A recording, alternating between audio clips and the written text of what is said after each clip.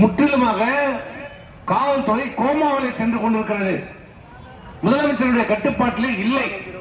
காவல்துறை எப்படி இருக்கும்?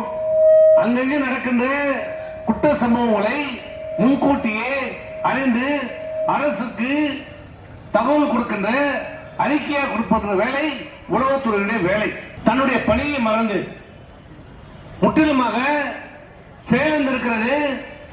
திமுக அரசனுடைய கட்டுப்பாட்டில் சொல்வதற்கு பதிலாக திமுக என்ற ஒரு கட்சியினுடைய கட்டுப்பாட்டிலே இன்றைக்கு உளவுத்துறை இயங்கிக் கொண்டிருக்கிறது. எதிர்கட்சிகளை முடக்குவதற்காகவும் அச்சுறுத்தலுக்காகவும் இன்றைக்கு அந்த உளவுத்துறை இன்றைக்கு செயல்பட்டுக் கொண்டிருக்கிறது. குற்றவாளிகளை பின்தொடர்ந்து அந்த குற்றவாளிகளை செய்ய இருக்கின்ற குற்றங்களை தடுப்பதற்கு பதிலாக எதிர்கட்சிகளையும் எதிர்கட்சி தலைவர்களையும் இன்றைக்கு உளவு பார்த்துக் கொண்டிருக்கிறது. இன்னைக்கு இந்த தமிழகத்துடைய முதலமைச்சர் ஸ்பெயின் நாட்டுக்கு சென்றிருக்கிறார். அது யாருக்கு முதலீடு? அது தமிழ்நாட்டுக்கா இல்ல ஸ்பெயினுக்கு போறார்? இவருடைய குடும்பத்திற்கு முதலீட்டை ஈர்ப்பதற்காக போயிருக்காரா என்பது தெரியவில்லை. அவர் எதுக்காக போட்டோம், எந்த இழவுக்காக போட்டோம், அதை பத்தி நமக்கு கவலை இல்லை.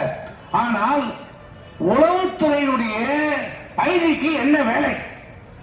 உளவுத்துறை ஐஜிக்கு ஸ்பெயின்ல என்ன வேலை?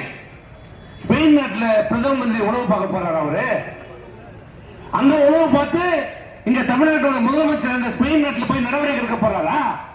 இங்கே வெட்டி கிழிக்காத முதல்வர் அங்க என்ன கிழிக்க போறாரு?